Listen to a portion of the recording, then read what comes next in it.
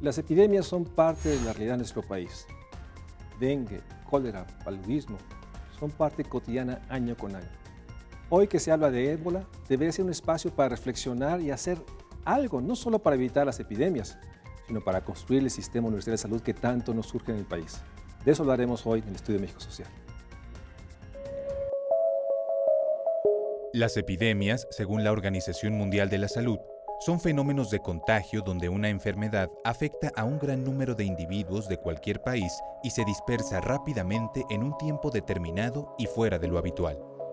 Esta definición obliga a estar siempre alerta frente a los procesos de enfermedad, tanto por causas de agentes sociales, por causas de agentes virales de contacto directo entre humanos, o bien virus por transmisión por vectores.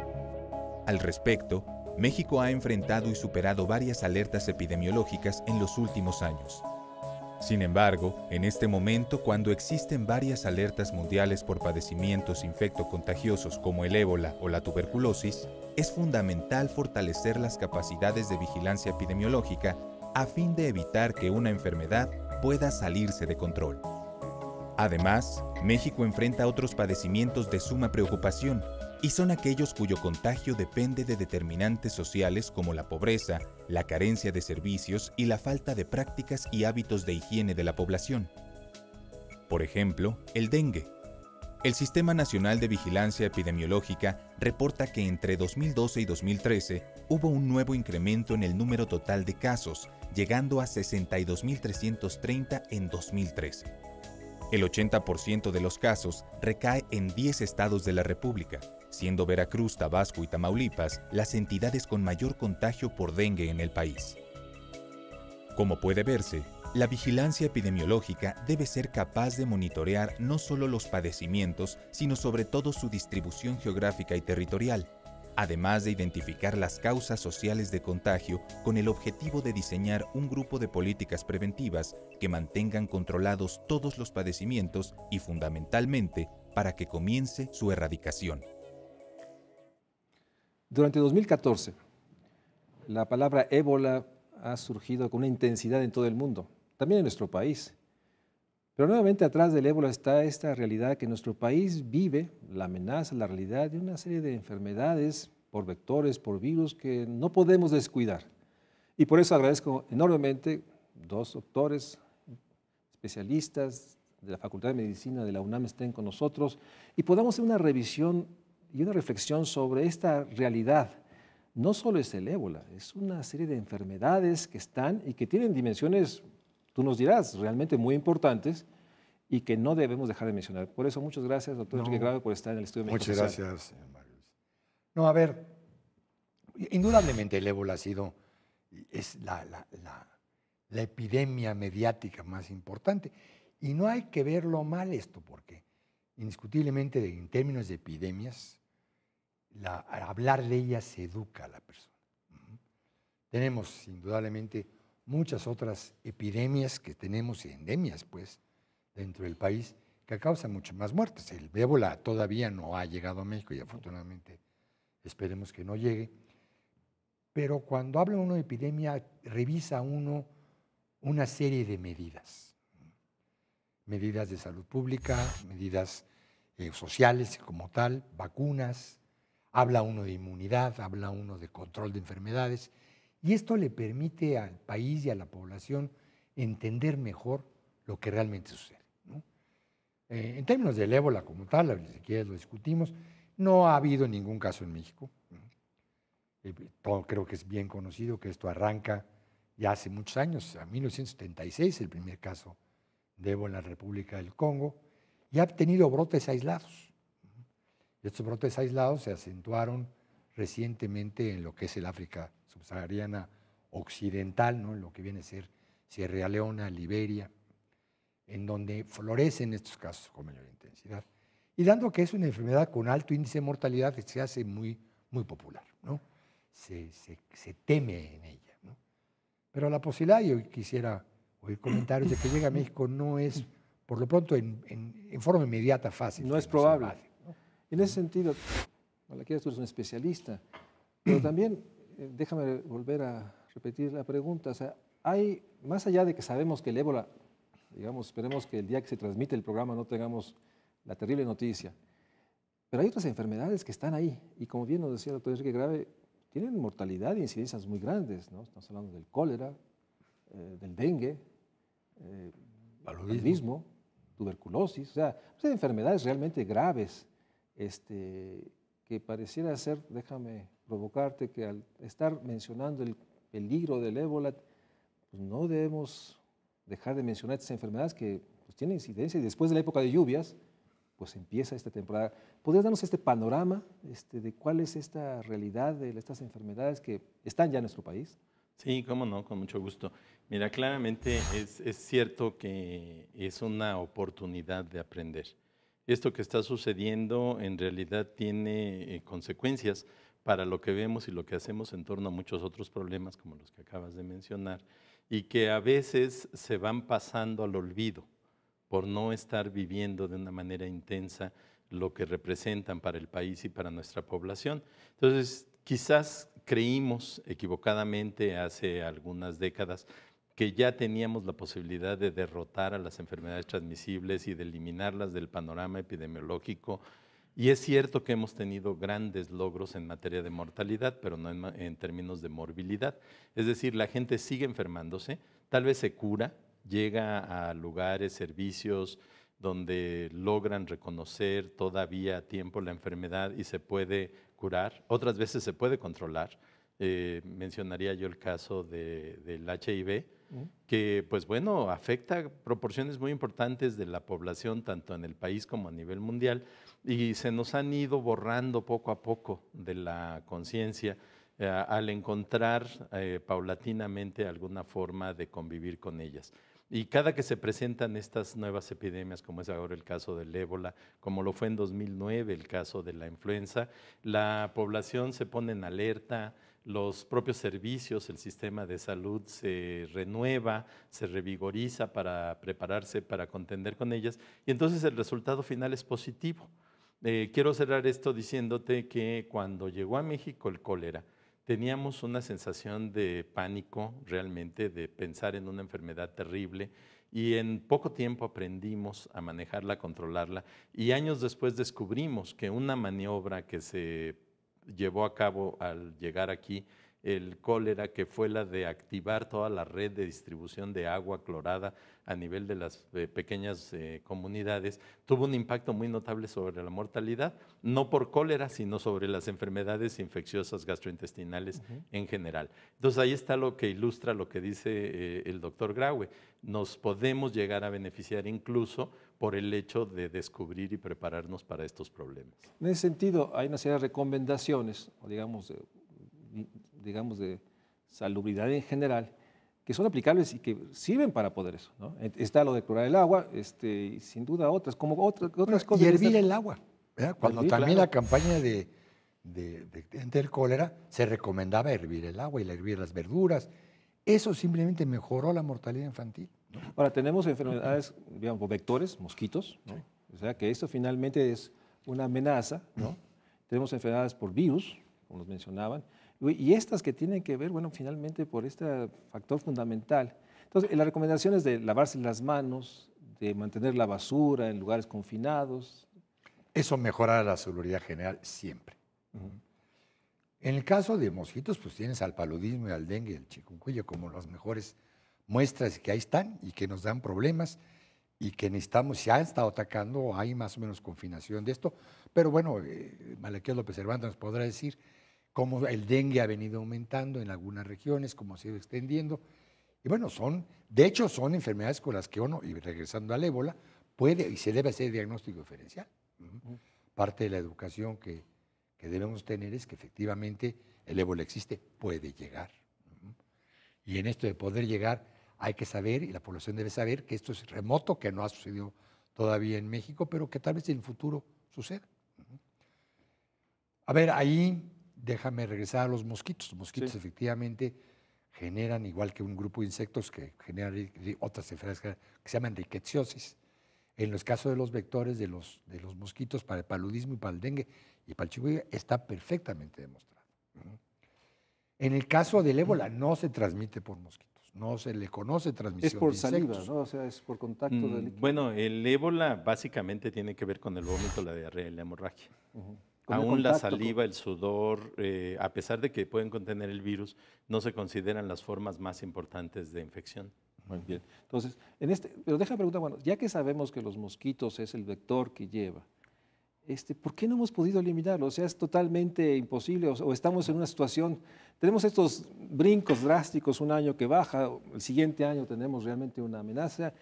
En términos de salud pública, finalmente, ¿cuál es esta realidad de pareciera ser incontenible situación de que, y nuevamente, los más marginados, los más pobres, las localidades con menos servicios, padecen esas enfermedades que algunos han llamado enfermedades de la pobreza, ¿no? Y que de alguna forma lo son también. Y que ¿no? de alguna manera me da la impresión que nos quieres decir, Enrique Graue, pues que son, digamos, atendibles, que con un esfuerzo, y tenemos muchos años especialistas, ¿por qué no hemos logrado? Primero avanzar? porque no es fácil eliminarlas. Y la ¿no? pobreza que comentabas. Bueno, y obviamente todos los lugares de marginación social, el estancamiento de aguas es mayor, la falta de agua libre y higiene general es indiscutiblemente menor. Y por eso es que las poblaciones protegidas la padecen más, ¿no? Ahora, eliminar los vectores de mosquitos no es sencillo, se ha intentado desde hace muchísimos años, las campañas se hacen, también se descuidan. A ver, bueno, hace rato mencionaba Malaquías López Cervantes, por ejemplo, el caso del HIV, ¿no? El caso del SIDA. Hemos descuidado la transmisión. Las campañas de publicidad en contra del SIDA las has visto prácticamente desaparecer. Cuando recuerdas el inicio de esto, se hablaba del uso del condón para evitar Intensamente. intensamente. Hoy el uso del condón se usa, se publicita como algo comercial, ¿no? Como parte de. Está bien también, pues no quisiera ahí sentirme conservador, que qué bueno que finalmente también se publicita como un estímulo sexual, pero se inició como una campaña anti-SIDA para prevenir el contacto de esta naturaleza, y eso nos pasa en todos sentidos, ¿verdad? También hay veces las campañas son de acuerdo a la patología existente, se intensifican o se disminuyen, ¿no? Puede ser el caso también. Déjame hacer un corte y regresamos al Estudio Médico Social. Estamos hablando de las enfermedades, de las epidemias, que muchos son por vectores, otros por virus, y un tema que queda en este primer segmento. También ha habido esta realidad de que a veces baja la intensidad, se debilita la política pública y vienen estas reincidencias. Y acertando de que el ébola todavía no está en nuestro país, pues nos deja también esa sensación. Si llegara a suceder, que es poco probable, tenemos que enfrentar también la debilidad o la fortaleza de nuestro sistema epidemiológico, que de eso hablaremos regresando del corte. Según datos de la Dirección General de Epidemiología de la Secretaría de Salud, en 2012 se estimaron 65.892 casos de fiebre por dengue. Las mujeres afectadas concentraron el 54.4% de los casos. La mayor tasa de incidencia fue para el grupo de 15 a 19 años, con más del 92%, seguido por el de 10 a 14 años con casi el 86%, y el de 20 a 24 años con más del 73%.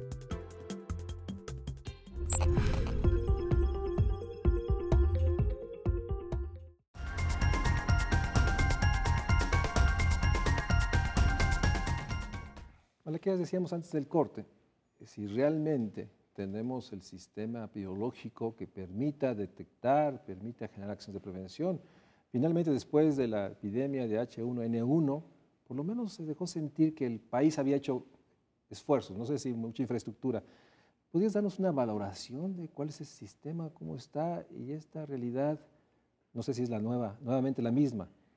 En algunas partes del país es más débil que en otras. O sea, ¿cómo percibes tú el sistema epidemiológico que tiene el país para enfrentar ébola y cualquier otra enfermedad?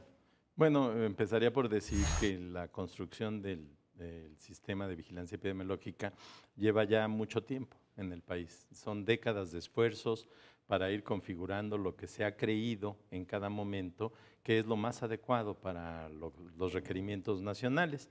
Sin embargo, te diría yo que, siendo la respuesta, sí tenemos un sistema de vigilancia epidemiológica y sí tiene recursos y es capaz de responder ante problemas como el actual o los que hemos vivido en años anteriores. Creo que el problema del nuestro y de todos es que son reactivos, no son anticipatorios. Y entonces necesitamos ir pensando y buscando la forma de que nuestros sistemas realmente vayan moviéndose antes de que el problema esté presente. Ves, en 2009, cuando nos dimos cuenta que teníamos ya un problema con un virus nuevo, pues empezaron esfuerzos desesperados por tratar de controlar esta epidemia. Y lo que necesitamos es también pensar cómo podríamos nosotros estar ya preparados, al menos en lo que sabemos que ya tenemos. Se mencionó hace rato el caso del dengue. Entonces decimos, el dengue finalmente es una enfermedad producida por un virus, pero participa un mosco, que es el que la transmite. Y entonces muchos de los esfuerzos han sido tratar de controlar a las poblaciones de mosquitos para evitar que se den los contactos con los humanos. Pero los esfuerzos por controlar a los mosquitos se dan cuando ya hay muchos mosquitos, ya están picando personas, ya están apareciendo casos de dengue.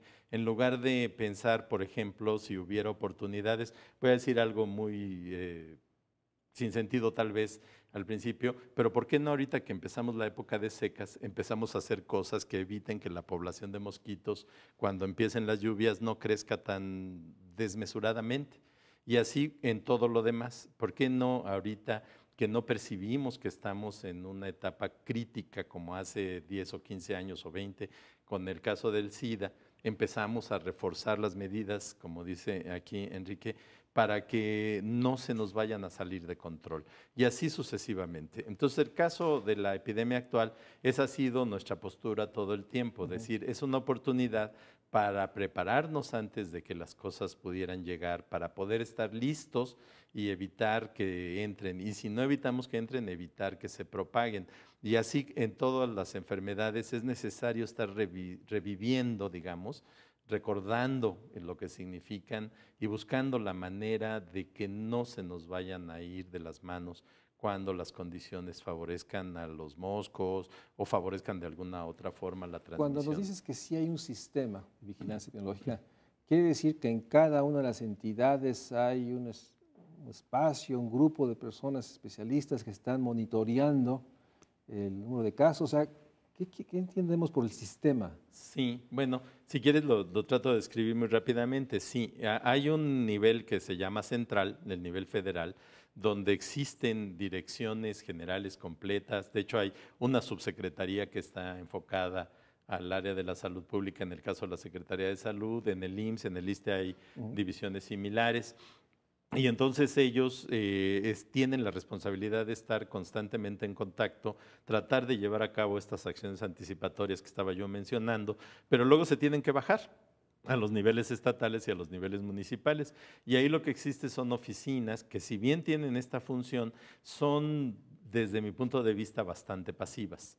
Solamente hacen las cosas cuando se les dice que las tienen que hacer, pero ellos toman pocas acciones por su propia cuenta, salvo algunas entidades federativas donde los sistemas son por naturaleza más fuertes, tienen un poco más de recursos y hay gente que ya ha vivido a través de varios años estas responsabilidades y entonces son un poco menos pasivos, pero hay entidades federativas donde definitivamente solo si les dices hagan algo se mueven y si no, pues están en una situación muy a la expectativa de lo que está sucediendo, muy débil. Ahorita que Malaquías mencionaba nuevamente este tema que tú has mencionado muchas veces, ¿no? Un sistema de salud que más bien está en la parte, digamos, de atención cuando la enfermedad, cuando ya está, digamos, el individuo y no tiene capacidades de prevención.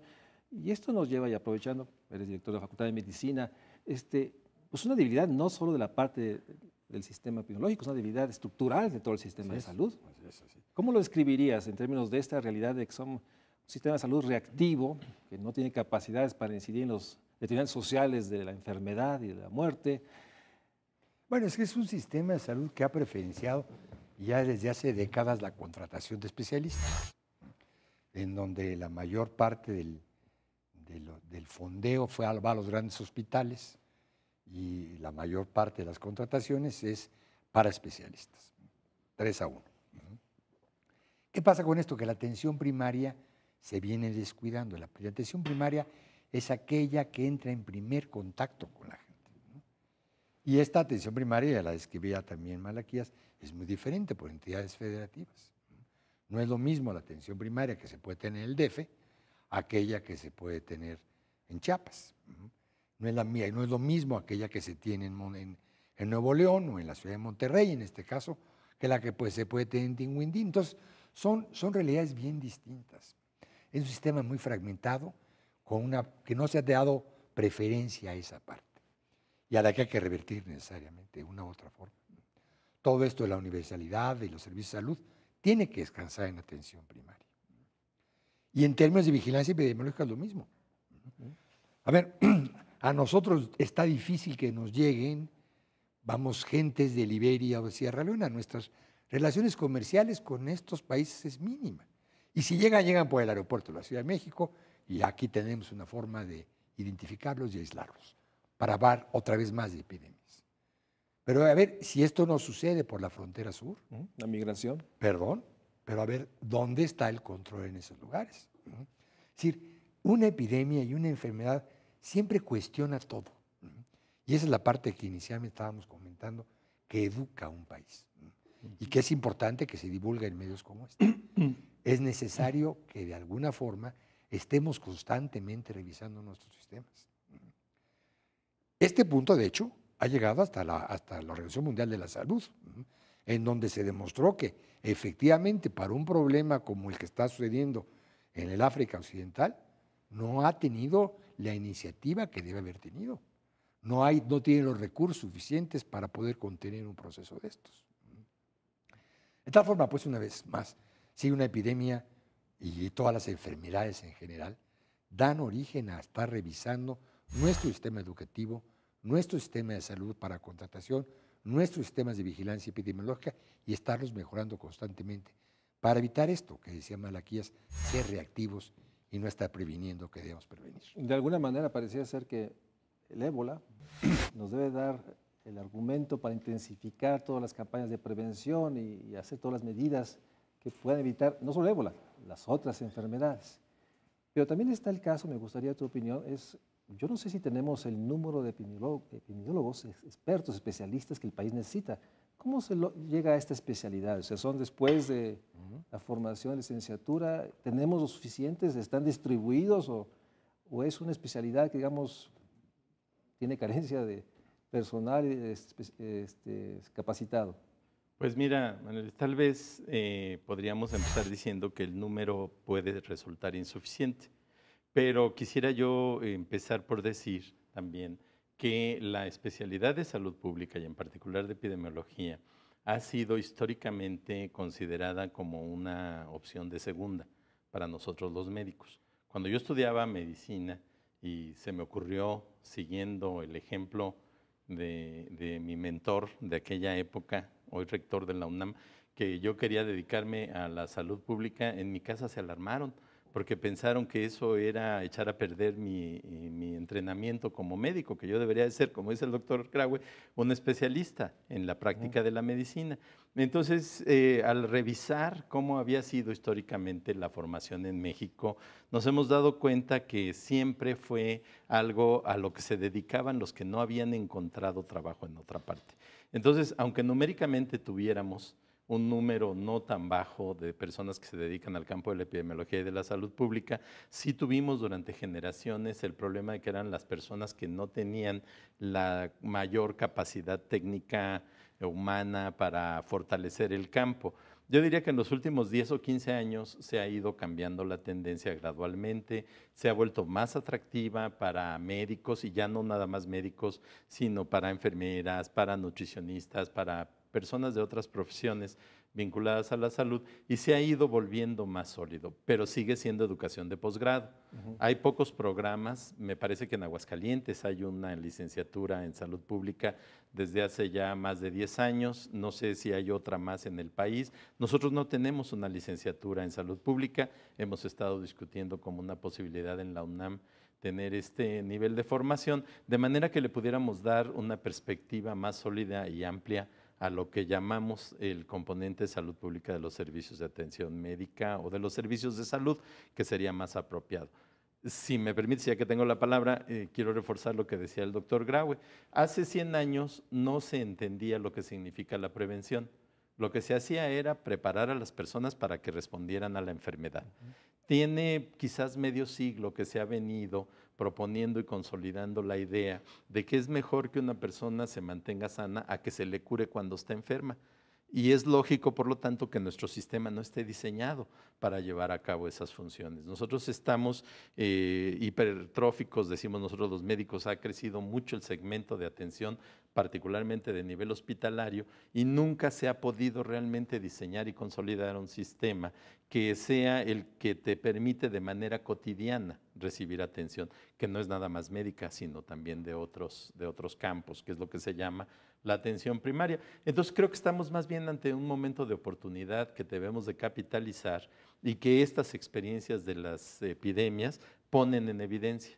Si nosotros tuviéramos la solidez que debemos tener en el que tú sepas quién es tu médico, que con él convivas todo el tiempo a través de tu vida, te conozca, y así a cada uno de los ciudadanos nuestras posibilidades de defendernos se incrementan enormemente. Así es, evitar la enfermedad. Vamos a un corte, estamos hablando sobre la realidad de que nuestro país sigue teniendo este enorme déficit, una capacidad de prevenir, de realmente evitar la enfermedad y la muerte. Y como bien nos dicen los doctores, esta mención del ébola debe ser una oportunidad para fortalecer nuestros sistemas de prevención, revisar todas las otras enfermedades por vectores, por virus que están ahí y que en lo general son las mismas recomendaciones para evitar. Estamos en una oportunidad y debemos utilizarla al máximo. Vamos a un corte y regresamos al Estudio Médico Social. Según datos de la Dirección General de Epidemiología de la Secretaría de Salud, las entidades con mayor tasa de incidencia epidemiológica fueron Morelos con 374 casos, Yucatán con 340 casos y Campeche con 271 casos. Las de menor tasa de incidencia, Baja California, Chihuahua y Guanajuato, con un caso registrado. La institución con mayor notificación fue la Secretaría de Salud, con más del 58%. Cabe destacar que los estados de Aguascalientes, Tlaxcala y el Distrito Federal no registraron ningún caso.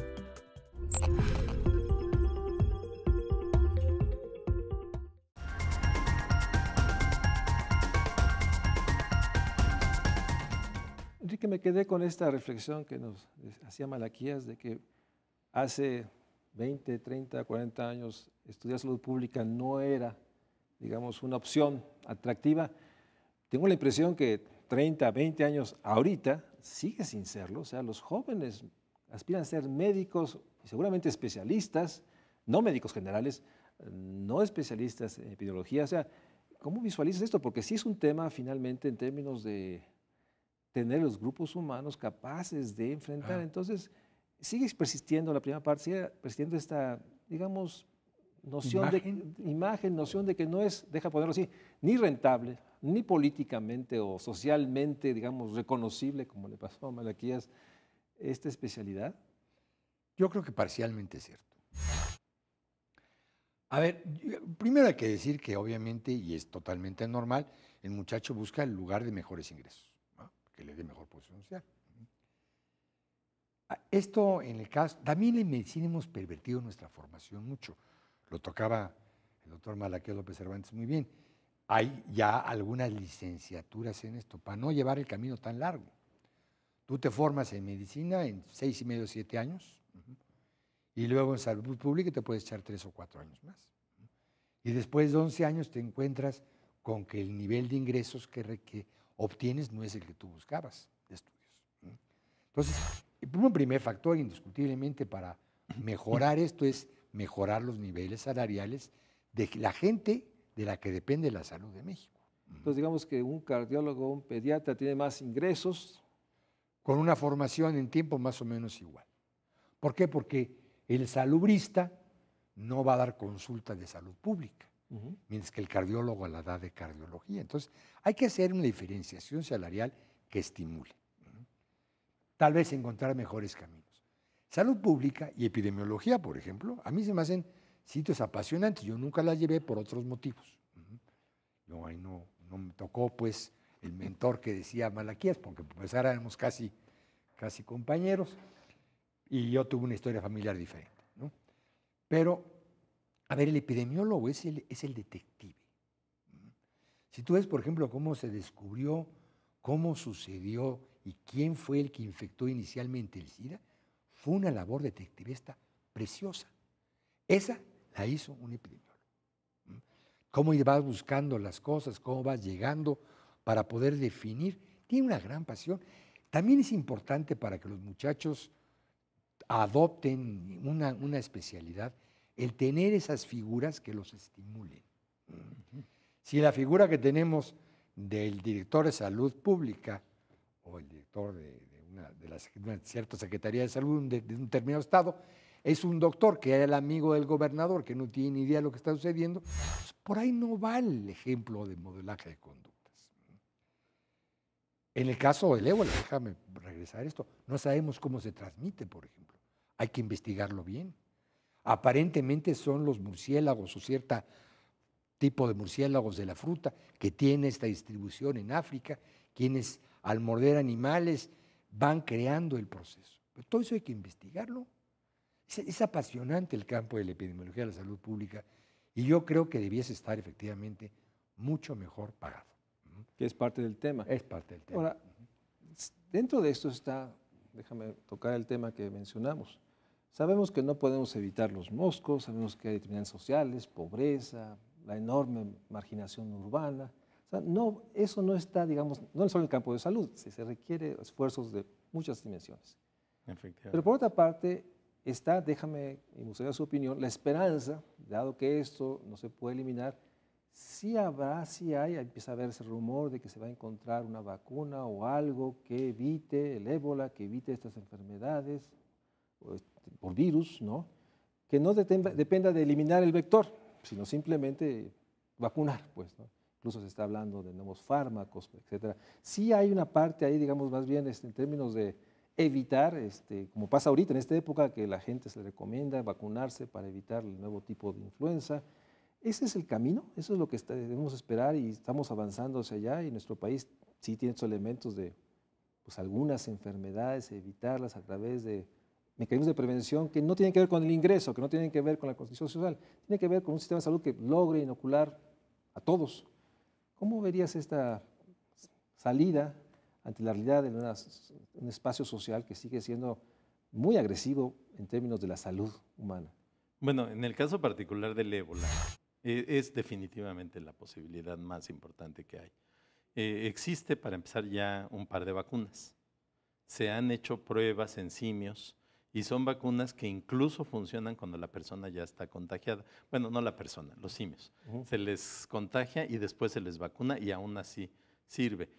¿Por qué es importante distinguirlo? Porque normalmente las vacunas funcionan mejor cuando te las ponen primero y luego tienes contacto con el germen que produce la enfermedad. En este caso, no nada más antes, sino después han dado respuesta. Entonces yo creo que para el problema que estamos enfrentando, sin lugar a dudas, y particularmente para África, la solución tiene que venir por el lado de una vacuna. En un lapso corto de tiempo, 3, 5 años, no sé. No, mucho menos. Dado que ya había el avance de tener ya el inmunógeno, le llamamos nosotros, las pruebas de la vacuna van a empezar en enero, ya en poblaciones humanas a gran escala. Y se van a tener muy rápidamente datos que permitan saber cuál es la respuesta serológica, es decir, si se crean anticuerpos y después si estos anticuerpos efectivamente protegen ante la posibilidad de adquirir la enfermedad, que yo pienso que sí. Eso es lo que sugiere la evidencia de experimentación animal que tenemos hasta el momento. Entonces, para el año próximo, yo creo que en cuestión de meses, tal vez en 6 meses, se podrá ya contar con una vacuna que se puede empezar a producir a gran escala. Ahora, una pregunta que podría surgir es ¿por qué no la teníamos ya lista? Si desde 1976 se conoció el virus, pues aquí es la cuestión comercial lo que más lo afecta. Si hay un estímulo económico para los que tienen la capacidad técnica de producir este tipo de vacunas, pues las cosas se pueden acelerar considerablemente. Pero si no lo hay, es cuestión de que trabajan algunas personas mucho contra la corriente, tratando de ir encontrando posibles respuestas a las enfermedades. Eso es lo que ha sucedido con el ébola. Y yo creo que, dado todo lo que ha venido sucediendo ya en este brote de 2014, la respuesta realmente avanzó de manera muy rápida. Así es como se va a poder combatir el ébola en particular. Pero hay la misma condición para otras enfermedades, como hemos venido platicando. Ya hay una vacuna, se acaban de publicar resultados recientes bastante prometedora contra dengue, que ya va a poder permitir, según los datos que se publicaron, el tener otra opción de control de la propagación de esta enfermedad. Yo sigo insistiendo que hay que mantener la guardia alta pensando en la posibilidad de prevenir y no tanto en la posibilidad de decir, pues ya con vacunarme lavo las manos y no pasa nada, porque entonces esto tiene otras consecuencias. Lo que tú has venido mencionando, la pobreza es el gran problema de nuestra salud? población, de México, del mundo, y no podemos cerrar los ojos ante la pobreza y decir al cabo que ya los vamos a vacunar.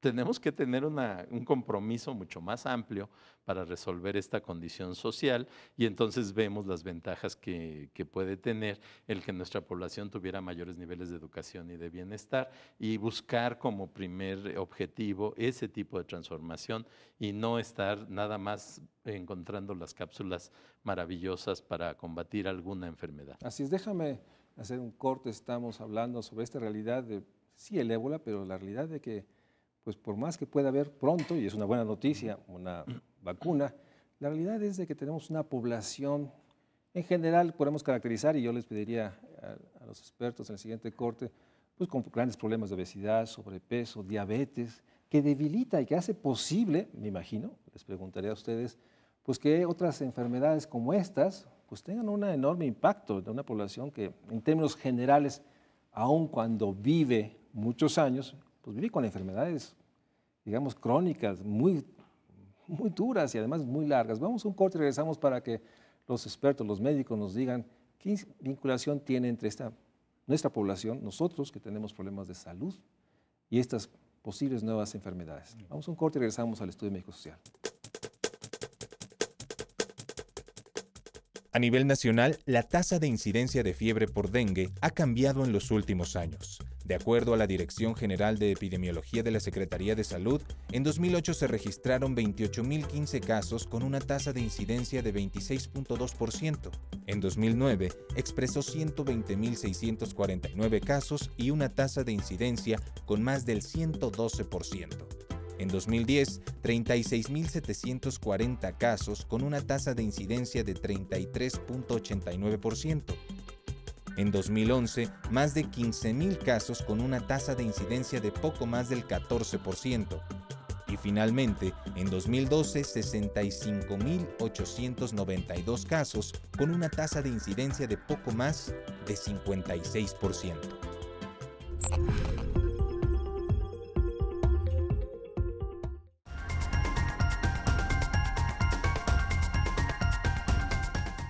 Enrique, yo creo que en los últimos años se ha dicho repetidamente, somos una población que vive muchos años, pero con una carga de enfermedad enorme. Parece ser que nuestro estado de salud, hoy podemos describir que la mayoría tenemos obesidad, sobrepeso, una enorme realidad de problemas de enfermedades crónicas, hipertensos, diabetes, que sigue siendo una gran pandemia. Bueno, en esta población, si la caracterizamos así, pues me imagino que cualquier epidemia o cualquier enfermedad de este tipo tiene grandes incidencias, ¿no? O sea, no somos exactamente una población robusta en términos de salud para enfrentar, más allá de que el sistema de salud tenga capacidad de prevención. ¿Cómo ves esta correlación, si quieres un poco forzada, pero que me gustaría tu reflexión? Sí, no necesariamente es así. A ver, México le dicen esto, que vivimos en transición epidemiológica, ¿no? Ya estamos más del otro lado del tránsito que en el medio de esto, en donde las enfermedades infecciosas dejaron ser la principal causa de muerte para ser las enfermedades degenerativas, relacionadas obviamente con la urbanización de nuestro México. En ellas, indudablemente, la diabetes es la primera causa de mortalidad, Obviamente la diabetes implica, bueno, aparte de una serie de factores genéticos, una serie de cosas ambientales que te genera obesidad, que puedes ir generando resistencias y finalmente que caes en unos hábitos alimenticios muy malos para poder finalmente ser diabético o ser obeso. ¿Es esto una determinante para que las infecciones caigan en nosotros? No, no lo es. Obviamente, si está uno en condiciones más débiles, un proceso infeccioso te es mucho más importante y mucho más serio. Pero las enfermedades infecciosas son sustancialmente enfermedades de condiciones de mala higiene en general, particularmente aquellas que son más bien endémicas. Esto trae a colación, se mencionaba en el segmento anterior, las vacunas. México es un país que ha hecho un gran esfuerzo por vacunación universal y es de las muestras más exitosas en Latinoamérica. Esa parte es fuerte en nosotros. Pero la otra parte que ya comentábamos también, que es esta atención de calidad primaria, es muy deficiente. En consecuencia, un pobre diabético que tocabas hace un instante va al médico general, lo rebota el endocrinólogo lo manda con el del pie lo manda con el oftalmólogo y no tiene una atención integral. Y es un proceso de deterioro constante. No, las enfermedades no se van a acabar nunca. Finalmente nos vamos a morir. Y nos vamos a ir muriendo cada vez más de estas enfermedades degenerativas. Por lo que tú decías, vamos viviendo cada vez más. No hay que verlas, pues, como algo que es totalmente previsible. No va a ser posible tener una población sana de 150 años de edad. ¿No? Vamos a ir en un proceso de deterioro y el chiste es llegar a ese momento de las mejores condiciones posibles y tener la muerte más digna, menos dolorosa y menos costosa en lo personal para la familia y para el país. Yo creo que eso es lo que hay que aspirar. Que por otra parte, bueno, yo concuerdo de que si digamos esta población con una carga de enfermedad que creo que debilita, digamos, el sistema que tenemos para enfrentar cualquier virus, etcétera, pero en el fondo está esta realidad, o sea, yo no sé, me gustaría, ustedes que son expertos que estudian, tú, Malaquías, estamos en 2014, el sistema de salud se ha dicho en muchos foros, en muchas reuniones, está segmentado, fragmentado, no tiene esta parte de resolución al primer nivel, no existe este médico familiar. ¿Cómo ven ustedes este proceso? O sea, ¿hay algún síntoma, signo de que se está mejorando, va a cambiar? Porque más allá de que tenemos algunas áreas, y recojo que sí hay áreas que tienen fortaleza para enfrentar y tenemos un sistema epidemiológico de alguna manera, por una parte creo que lo que ustedes han dicho es muy importante. Se ha perdido la oportunidad que a través de esta mención del ébola, educar a la población, no del ébola, sino de todas las enfermedades. Pero por otra parte, mi pregunta sería si a raíz de esta reflexión en que vemos un mayor protagonismo del sector salud, anunciando sus medidas, capacitando gente, ¿ha habido otras acciones o seguimos en una inercia? ¿Cómo ves tú este panorama, digamos, del sistema institucional del sector salud? ¿Hay señales de cambio, de integralidad? ¿Cuál es la inercia que tú percibes más allá de la oportunidad de hacer lo que se tiene que hacer? Bueno, la pregunta es compleja, pero mira, hay que entender por principio de cuentas que nunca ninguna sociedad ha vivido la problemática que tenemos hoy en día. Hoy somos muchos más habitantes, muchos más humanos en el planeta y por supuesto en el país, y somos mucho más viejos, como dice Enrique. O sea, realmente la población ha logrado alcanzar mayores niveles de expectativa de vida. Entonces estamos enfrentando una problemática que nunca había sido la que se había tenido que enfrentar por nadie, por ningún país, ninguna población. Entonces, si lo vemos en este marco, habría que pensar que si nosotros configuramos nuestro sistema de salud hace 70 años, pues ese ya es un modelo desgastado, ya es un modelo que no necesariamente es el mejor. Entonces tenemos que empezar a pensar cuál podría ser la manera en la que hoy en día pudiéramos ofrecer una respuesta moderna, adecuada y que tenga las mejores características para la población. Ciertamente tenemos defectos de diseño que hoy en día surgen a la luz de una manera muy poderosa. Por ejemplo, en la Constitución, el artículo 4 se refiere a la atención a la salud. El artículo 123, que se refiere al trabajo, dice que la atención médica es una de las cosas que debe garantizarse a través del reconocimiento del trabajador. Eso ya genera dos grupos de mexicanos. Ya hay los que reciben la seguridad social y los que no reciben la seguridad social, pero tienen derecho a la atención de la salud. Entonces, cuando nos vamos a las instituciones, vemos que su configuración desde el origen fue diferente, la dotación de recursos fue diferente. Entonces, el tipo de servicios que ofrecen hoy en día son diferentes. Yo creo que tenemos que revisar todos nuestros marcos referenciales y discutir qué es más importante. Por ejemplo, es más importante que la ciudadanía tenga garantizada una atención a la salud moderna con todos los recursos necesarios, o que mantengamos los privilegios sindicales, los privilegios laborales que fue creando la segmentación del sistema de salud y que por ser ellos intocables entonces no podemos dar una respuesta adecuada. Pero hay otra gran vertiente.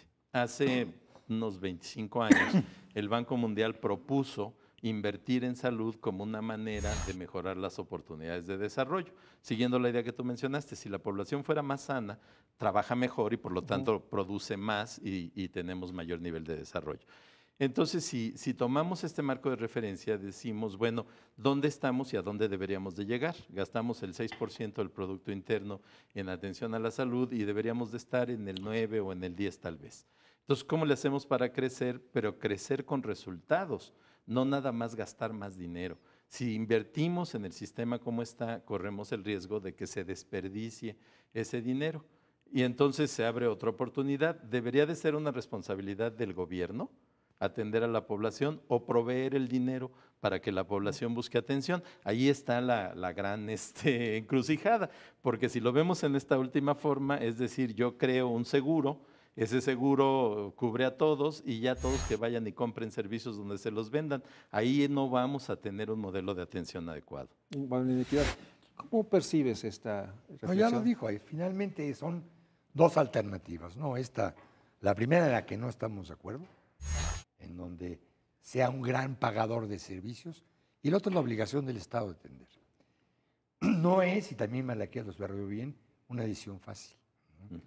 Son servicios que crecieron diferente, que se organizaron distinto y que cuestan distinto. Claro, se antoja que la decisión sencilla es hagámoslo universal ya.